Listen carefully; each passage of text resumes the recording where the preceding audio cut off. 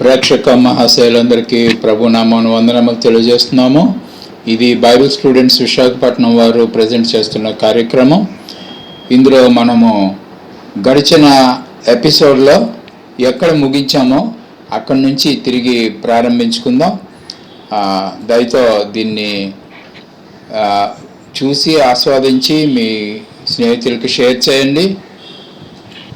ఇది ఎంతో ఉపయోగకరమైనది మనకి, కాబట్టి షేర్ చేస్తూ కామెంట్ కూడా చేయొచ్చు. మీరు బెల్ కూడా నొక్కండి. మీకు మా కొత్త ఎపిసోడ్స్ మళ్ళీ ఎంటర్ అవ్వగానే వాటిని కూడా మీరు చూడడానికి వీలుగా మీకు మెసేజ్ వస్తుంది. కాబట్టి లాస్ట్ టైం మనం చెప్పినది ఆకాశము భూమి లయమైపోవును అని చెప్పి వాక్యం ఉన్నది కదా. నిజంగానే భూమి బద్దలైపోతుందా, ఆకాశం చుట్టబడుతుందా అనే అంశం మీద మనం చర్చించడం జరిగింది. దాన్ని కొన్ని స్లైడ్స్ ద్వారా వివరించడం జరిగింది. అందులో భూమి నాశనం అయిపోతుంది అని చెప్పేటప్పుడు భూమి కాదు, భూమి మీద ఉండే వ్యవస్థలు మాత్రమే నాశనం అవుతాయి అని చెప్పారు. నాశనం అయిపోవడం అంటే పూర్తిగా లేకపోవడం కాదు, వ్యవస్థల్లో ఉన్న అసమానతల్ని సమానం చేయగలుగుతారు. అది చెప్పింది. దేవుడు తను భూమి మీద చేసే ప్రక్రియ ఏమిటంటే, ఇప్పుడు ప్రభుత్వంలో కానీ, మతంలో కానీ, ఆర్థిక రంగంలో కానీ, సామాజిక వ్యవహారాల్లో కానీ ఉన్న అసమానతలన్నింటినీ లెవెల్ చేస్తారు అని తెలియజేయబడింది. ఆ లెవెల్ చేసినప్పుడు కొంత ఫ్రస్ట్రేషన్ వస్తుంది భూమి మీద, సమాజంలోనూ కొంత యాజిటేషన్ లాగా వస్తుంది. ఆ యాజిటేషన్ని బహుశా ఆ భూమి ఊగుతుంది, తూగుతుంది అని కూడా యెషయా గ్రంథంలో చెప్పబడిన వాక్యాన్ని బట్టి మనం అర్థం చేసుకోవచ్చు. కాబట్టి ఈ పాత భూమి, పాత ఆకాశము అస్తవ్యస్తంగా ఉన్న వ్యవస్థలన్నింటినీ సిద్ధం చేసి లెవెల్ చేసిన తర్వాత ఈ భూమి లయమైపోతుంది. అనగా ఈ సమాజం అంతరించిపోతుంది, పాత సమాజం అంతరించిపోతుంది, కొత్తగా వ్యవస్థలు మొదలవుతాయి. ఆ కొత్తగా మొదలయ్యే వ్యవస్థ ఎలా ఉంటుంది అనేది దేవుని ఆధ్వర్యంలో నడిచే వ్యవస్థ. అది ఇప్పుడు ప్రభుత్వ ఆధ్వర్యంలో నడుస్తున్న వ్యవస్థల్లో అసమానతలు ఉన్నాయని మనం గుర్తించాము. వీటిని సరిచేస్తూ దేవుని ఆధ్వర్యంలో సమాజం ఒక స్టాండర్డ్ పద్ధతిలోకి వెళ్ళిపోతుంది. అది ఎలాగ వెళ్తుంది అనేది ఇప్పుడు మనం చూద్దామండి. అంతటా నేను కొత్త ఆకాశమును కొత్త భూమిని చూచితిని, మొదటి ఆకాశము మొదటి భూమి గతించిపోయిను, సముద్రమును ఇక లేదు. ప్రకటన 21:1 ఉంటుంది ఈ విషయం. ఇది యోహాను గారు చూసిన మూడో ప్రపంచం అన్నమాట. ఇప్పటి వరకు మనం 1-2 ప్రపంచాల గురించి గమనించాం. ఒకటో ప్రపంచం నీటిలో అంతరించిపోయింది. రెండో ప్రపంచంలో మనం ఉన్నాము. ప్రస్తుతం సైతాను వాడు పరిపాలిస్తున్నాడు రెండో ప్రపంచాన్ని. అందువలన అసమానతలను పెంచి పోషించాడు వాడు చివరి వరకు. మనం అంత్యకాలంలో ఉన్నాం కాబట్టి ఇప్పుడు మూడో ప్రపంచం ప్రారంభం అయినప్పుడు ఆ అసమానతలన్నీ అన్నిటినీ సరిచేస్తూ దేవుడు తన మూడో ప్రపంచాన్ని ప్రారంభిస్తారు. ఆ మూడో ప్రపంచాన్నే యోహాను గారు మూడవ హెవెన్ అండ్ ఎర్త్, పరలోకము ఆకాశము భూమిగా ఆయన చూశారు. అది ప్రకటన గ్రంథంలో ఆయన రచించారు. ఇదిగో నేను కొత్త ఆకాశమును కొత్త భూమిని సృజించుచున్నాను, మునుపటివి మరువబడును, జ్ఞాపకమునకు రావు. మునుపటివి అనగా పాత భూమి, పాత ఆకాశం అనగా పాత వ్యవస్థలో భూమి మీద ఎలాంటి వ్యవస్థలు ఉన్నాయో అస్తవ్యస్తమైన వ్యవస్థలు, వాటిని మరి మర్చిపోతాం మనం. అలా పాత ఆకాశంలో ఏముంటాయి, ఆకాశము వాడు సమూహం దూతల ఏమంటారు, దుష్టమైన దూతల సమూహం ఆకాశంలో తిరుగుతూ ఉన్నది కదా, దుష్ట ఆత్మలు. ఎఫ్ఎస్సి 2:2 ఉంటుంది. ఆ వ్యవస్థ అంతటిని వాళ్ళే మనల్ని బ్రెయిన్ ఆపరేట్ చేస్తున్నారు అని చెప్పి మనం ఇంతకుముందు చదువుకున్నాం. అటువంటి ఆ ఆకాశము గతించిపోతుంది, ఆ భూమి గతించిపోతుంది. కాబట్టి అవి ఇక మనకి జ్ఞాపకం రావు అని యెషయా గారు ప్రవచన రూపంగా మనకు తెలియజేశారు. కాబట్టి పాత ఓల్డ్ ఎర్త్ అంటే పాత విజిబుల్ హ్యూమన్ రూలర్షిప్, మనుషులు పరిపాలించే విధానం, మనుషుల ఆలోచన ప్రకారం పరిపాలించబడే విధానాన్ని రద్దు చేసి దేవుని ఆజ్ఞ చెప్పన పరిపాలనలోకి వచ్చే విధానాన్ని దేవుడే ప్రవేశపెడతాడు. పాత ఆకాశం ఎవరి కంట్రోల్లో ఉంది? సైతాన్ కంట్రోల్లో ఉన్నది. ఆ ఆకాశాన్ని ఇప్పుడు దేవదూతలు అయినటువంటి యేసు ప్రభు వారు వారితో ఉన్నటువంటి ఒక దేవదూతల సమూహం, దూతల సమూహము అని చెప్పి రాయబడిన ఆ దూతల సమూహం ఆధ్వర్యంలోకి ఆకాశం వస్తుంది. కాబట్టి అది కొత్త ఆకాశము కొత్త భూమిగా మనం పిలువవచ్చు.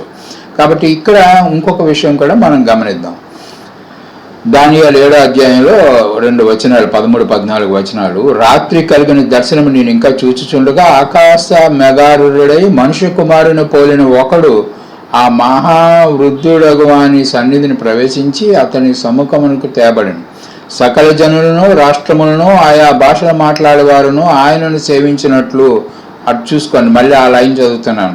సకల జనులను రాష్ట్రములను ఆయా భాషలు మాట్లాడేవారును అనగా ప్రపంచవ్యాప్తంగా ఉన్న సమస్త జనులను సూచిస్తుంది ఆ వచనం. ఆయనను సేవించినట్లుగా ప్రభుత్వమునకు మహిమయు ఆధిపత్యము ఆయనకి ఇవ్వబడును. కాబట్టి ఆ government ruled by God himself, దేవుడే నిర్వహిస్తున్న ఆ ప్రభుత్వము మహిమ గలదై ఆధిపత్యం ఆయనకి ఇవ్వబడుతుంది.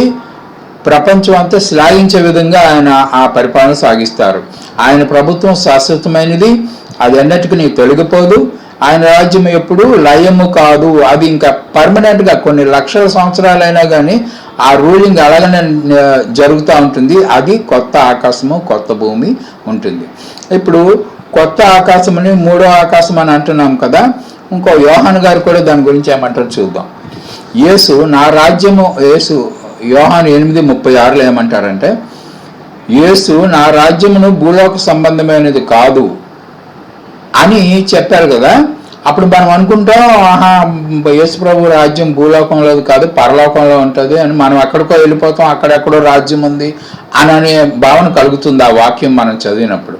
కానీ నిజానికి ఆయన చెప్పింది ఏంటంటే, నా రాజ్యము ఈ లోక సంబంధమైనది కాదంటే, అప్పుడు ఏ లోకంలో ఉన్నారు యేసు ప్రభు వారు?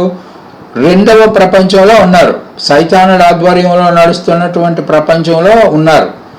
ఆ లోక సంబంధమైనది కాదు, నా రాజ్యం రాబోయే లోక సంబంధమైనది 3వ ప్రపంచం. అంటే యోహాను చూసినటువంటి 3వ ప్రపంచంలో భూమి మీదే, అది కూడా పరలోకానికి ఏం మనం ఎక్కిపోవడం కాదు, 3వ ప్రపంచంలోకి అక్కడ ఉంటుంది నా రాజ్యం, ఇప్పుడున్నది నా రాజ్యం కాదు అని చెప్పారన్నమాట. అక్కడ చూసారా, ఇంకో చోట వెలుగుకి చీకటికి సంబంధం ఏమిటి అని కూడా ఇంకో చోట అడుగుతారు. దాని అర్థం కూడా ఇదే, ఈ లోకంతో నాకు సంబంధం లేదు, ప్రస్తుతం ఉన్న లోకము లయమైపోతుంది, లయపరచబడుతుంది. ఆ లయపరచబడిన తర్వాత కొత్త లోకం ప్రారంభం, అది నా ప్రపంచం, అది నా లోకము. అది చెప్తూ ప్రభువారు ఇక్కడ చెప్పింది ఏంటంటే, నా రాజ్యము ఈ లోక సంబంధమైనది కాదు అంటారు. ఇక 3వ లోక సంబంధమైన రాజ్యం అనమాట అయింది. This is the third heaven. ఇదే ఆయన యోహాను చూసిన 3వ ప్రపంచం. అక్కడ సన్ ఆఫ్ మ్యాన్ అనగా యేసు ప్రభు వారు ancient of days heavenly father, అంటే ఆ పూర్వకాలమున్న దినాలు అనగా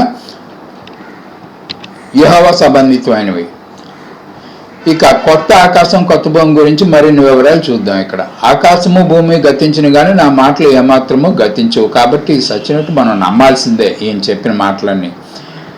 haven means Jesus and his bride. ఇంతకుముందు హెవెన్ అంటే, పాత ఆకాశంలో హెవెన్ అంటే సైతానుడు వాడి అనుచరులు ఉండేవారు. మనకి స్లైడ్ కూడా చూపించాము అప్పుడు, ఒకసారి వెనక్కి వెళ్ళి చూడొచ్చు మీరు కావాలనుకుంటే వాటిని. పాత కాలంలో అంటే ప్రస్తుతం ఉన్న కాలం పాతదైపోతుంది, మనం 3వ ప్రపంచంలో ప్రవేశించి మాట్లాడుకుంటున్నాం కాబట్టి పాతకాలం అనగా ప్రస్తుతం ఉన్న కాలం అన్నట్టు. ఆ కాలంలో ఆకాశము అనగా సైతానుడు వాడి అనుచరులు ఉండేవారు. ఇప్పుడు కొత్తగా వచ్చిన ఆకాశంలో యేసు ప్రభు ఆయన సంఘము ఉంటారు. యేసు ప్రభు వారు ఆయన సంఘము ఉంటారు. Heaven is equal to Jesus and his braid. ఆ బ్రైడ్ అనగా సంఘము అని అర్థం అండి. కాబట్టి వీరి పరిపాలనలో, ఇంతకు ముందు సైతానుడు వాడి అనుచరుల పరిపాలనలో మనం ఎలా సాగుతున్నామో, ప్రస్తుతం రాబోయే కాలంలో క్రీస్తు ఆయన అనుచరులైనటువంటి ఆయన సంఘం ఆధ్వర్యంలో ప్రపంచం నడుస్తూ ఉంటుంది. ఇక కొత్త ప్రభుత్వం లేక కొత్త రాజకీయ వ్యవస్థ. మత్తయి 8:11 ఏమంటారంటే, అనేకులు తూర్పు నుండి పడమటి నుండి వచ్చి అబ్రహాముతో కూడాను ఇస్సాకుతో కూడాను యాకోబుతో కూడాను పరలోక రాజ్య సంబంధమందు కూర్చుందురు. ఇది కూడా ఏదో అలవాకగా రాసిన మాటలు కావు, కానీ విశ్వాస వీరులు వాళ్ళంతా, ఆ పేర్లు మనం చదివిన పేర్లన్నీ విశ్వాస వీరుల పేర్లు. వీరు సంపూర్ణత ఇంకా పొందలేదని చెప్పి హెబ్రీ 11వ అధ్యాయంలో రాసి ఉంటుంది. వారు కొత్త భూమి మీద వారు కనిపిస్తారు మనకి. వారు పునరుద్ధానులే, కొత్త భూమి మీద వారు ఉంటారండి. నీ పితరులకు ప్రతిగా నీకు కుమారులుందురు, భూమి అంతటా నీవు వారిని అధికారులుగా నియమించదువు. ఇప్పుడు ఈ అబ్రహాము, ఇస్సాకు, యాకోబు వీళ్ళతో పాటు ఉన్నటువంటి పాత విశ్వాస వీరులందరూ భూమి మీదకి వచ్చి ఏం చేస్తారు అంటే, వాళ్ళు ఏం చేస్తారు ఇక్కడ రాశారు చూడండి.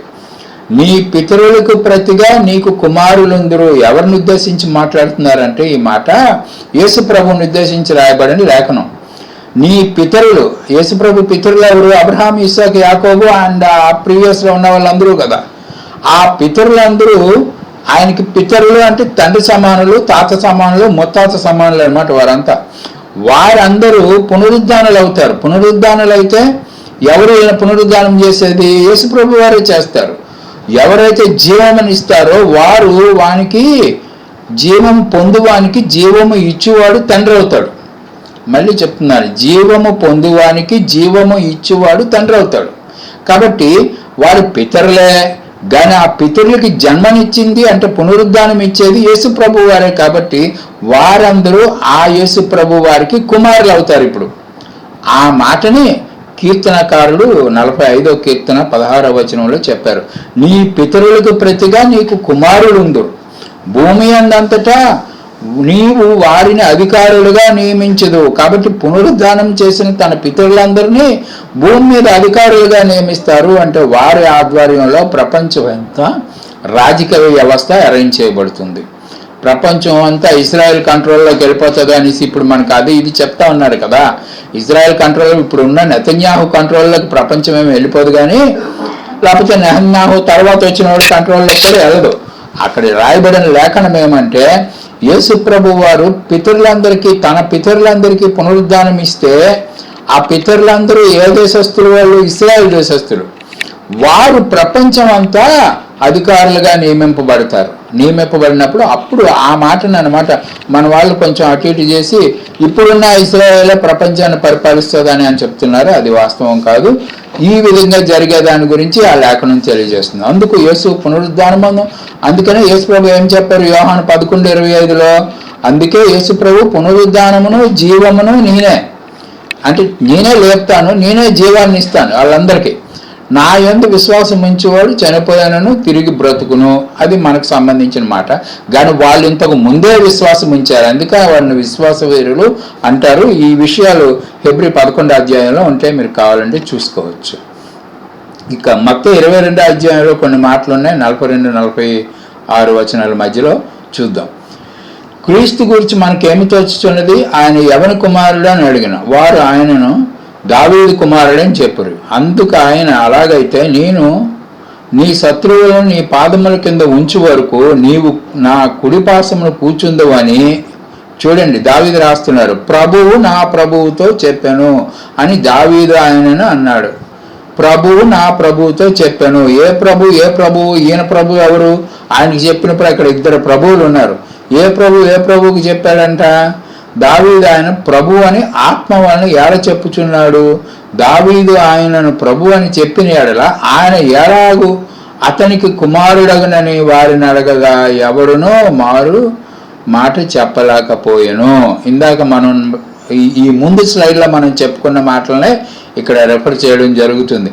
ఎలాగా ఆయన కొడుకు అవుతాడు, ఎలాగా ఈయన తండ్రి అవుతాడు, ప్రభువు నా ప్రభువు అని ఎవరిని అడుగుతున్నాడు అంటే దీనికి క్లారిఫికేషనే ఇందాక మనం కీర్తనలో చూసాం, ముందు స్లైడ్లో చూసామండి. మరియు ఆ దినము నుండి ఎవరు ఆయన్ని ఏ ప్రశ్న అడగడని తెగింపలేదు. కాబట్టి యేసు ప్రభు వారిని శాస్త్రులు పరిచయాల నోర్లు మోయించడానికి ఆ మాట మాట్లాడారు. కానీ వాస్తవం ఏమిటంటే ఇదే వాస్తవం.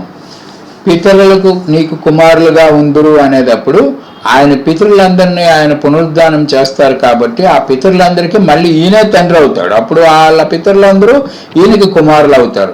అలాంటప్పుడు ప్రభువు నా ప్రభువు అని చెప్పి దావీదు గారు అన్నమాట అక్కడ వాస్తవం అవుతుంది అనమాట. కొంచెం నిదానంగా అది స్టడీ చేసుకోండి, మీకు అర్థం అవుతుంది. యాన్షియంట్ వర్తీస్ అంటే faithful to God before Jesus. Faithful to God before Jesus. ఇలా మన తెలుగులో విశ్వాస వీరులు అంటాము. యేసుక్రీస్తు రాక మునిపే యేసుక్రీస్తు అని ఆయన ఉన్నాడని, ఆయన మనకి రక్షకుడుగా వస్తారని ఆయన నమ్మారనమాట. కాబట్టి ప్రియమైన వారలారా, ఈ విధంగా ఎవరు విశ్వాస వీరుల లిస్టులో ఎవరెవరు ఉంటారంటే ఏబేలు దగ్గర నుంచి బాప్టిస్మ్ ఇచ్చి యోహాను వరకు మధ్యలో ఉన్న వాళ్ళందరూ ఉంటారు. ఏబేలు నుంచి బాప్టిస్మ్ ఇచ్చే వాళ్ళ వరకు, బాప్టిస్మ్ ఇచ్చి యోహాను వరకు మధ్యలో ఉన్న వాళ్ళు విశ్వసించే వాళ్ళు మాత్రమే, క్రీస్తుని విశ్వసించే వాళ్ళు మాత్రమే. అంటే మా కొరకు ఒక రక్షకుడిని దేవుడు పంపిస్తాడు, ఆ రక్షకుడు మా కొరకు చనిపోతాడు, చనిపోవడం ద్వారా మా అందరికీ పునరుద్ధానం లభిస్తుంది అని విశ్వసించిన వారు మాత్రమే విశ్వాస వీరులు. ఆ మధ్యకాలంలో చాలా మంది పుట్టారు, చచ్చారు, విశ్వసించలేని వారు అనేక మంది ఇశ్రాయేల్ దేశంలోనే ఉంటారు. వాళ్ళందరూ లిస్టులోకి రారండి. ఇది మనం దృష్టిలో పెట్టుకోవాలి. ఇక్కడ ఇప్పటి వరకు మనం రాజకీయ వ్యవస్థ గురించి మాట్లాడాము. ఇప్పుడు కొత్త మత వ్యవస్థ అనేది ఉంటుంది, కొత్త సామాజిక వ్యవస్థ కూడా ఉంటుంది. కాబట్టి ఇక్కడికి మనకి సమయం అయిపోవచ్చింది. కాబట్టి ఈ మత వ్యవస్థ, రాజకీయ వ్యవస్థ చెప్పుకుని ఇక్కడ ముగించి మిగతా తర్వాత ఎపిసోడ్లో మనం చెప్పుకుందాము. కొత్త మత వ్యవస్థ అంటే యెహోవా సర్వలోకమునకు రాజయ్యుండును, ఆ దినమున యెహోవా ఒక్కడే అని, ఆయన పేరు ఒక్కటే అని అందరికీ తెలియదు. ఇప్పుడు ప్రపంచం అంతా 1,00,000 దేవుళ్ళు ఉన్నారు, బోల్డ్ మంది దేవుడి పేర్లు ఉన్నాయి. ఒక్కొక్క గ్రూపు వారు ఒక్కొక్క దేవుణ్ణి ఆరాధిస్తూ ఉంటారు. కానీ రాబోయే కాలంలో ఒకే దేవుడి పేరు అందరినీ అంగీకరిస్తారు. దానికి ఎవరెవరు బలవంతం చేయక్కర్లేదు. ఇప్పుడులాగా మనం మత ప్రచారాలు చేశాము అది ఇది అని చెడ్డ పేరు మనకి రానవసరం లేదు. ప్రతి ఒక్కరు తమంతటి తామే తెలుసుకునే విధంగా దేవుడే ఆ ఏర్పాట్లు చేస్తారు. అప్పుడు ఆయనే తన గురించి తాను జనులకు తెలియజేసుకునే విధంగా వారంతట వారే ఆ అక్క దేవుడిని ఆరాధించే దినాలు రాబోతున్నాయి. ఇదే విషయం యెషయాలో ఏమంటారంటే కొత్త సామాజిక వ్యవస్థ గురించి, ప్రతి లోయ ఎత్తి చేయవలను, ప్రతి పర్వతము ప్రతి కొండను అణచవలను, వంకరవి చక్కగాను కొరకైనవి సమముగాను ఉండవలను అని చెప్పి ఇందాక మనం 2 వ్యవస్థల గురించి మాట్లాడుకునేటప్పుడు అండర్లైన్ చేసినవి చూసాం కదా. ఎత్తుగా ఒకటి కిందకి ఒకటి ఉండి అవి 2 సమానం చేస్తారు. దానికి సంబంధించిన లేఖనం అన్నమాట ఇది. అది ప్రొఫెసీ, ఆ ప్రవచనం ముందుగానే చెప్పబడింది. అది రాబోయే కాలంలో జరగబోతుంది. ఓకే, ఇక్కడి వరకు ఇది మనం తెలుసుకుందాం. తర్వాత ఇంకా కొన్ని ఉన్నాయి పూర్తి చేయడానికి. ఇంకొక ఎపిసోడ్ పడుతుంది అనుకుంటాను. 15 నిమిషాలు అయిపోయింది, 27 నిమిషంకి వచ్చేస్తున్నాం కాబట్టి ఇది ఇక్కడికి ముగిస్తాము. ఈ కార్యక్రమాన్ని విశాఖపట్నం బైబిల్ స్టూడెంట్స్ వారు మీకు సమర్పిస్తున్నారు. దీనిని సబ్స్క్రైబ్ చేసుకోండి, బెల్ ఐకాన్ నొక్కండి. మేము మళ్ళీ కొత్త వీడియో చేసినప్పుడు మీకు విషయం ఇంటిమేషన్ వస్తుంది. ఇది కాబట్టి దీని మీద కాన్సన్ట్రేట్ చేయండి. అవసరమైనప్పుడు మీరు పాత 1-2 ఎపిసోడ్స్ కూడా మీరు గ్రహించండి. అక్కడి నుంచి కంటిన్యూగా చూడగలిగితే కంటిన్యూ చూడండి. ఒక టైం లేకపోతే 15 నిమిషాల లెక్కన చూడండి. అట్లాగా ఈ విషయాన్ని మీరు క్షుణ్ణంగా అర్థం చేసుకుంటారని ప్రభునామమున మీ అందరికీ కోరుకుంటున్నాను.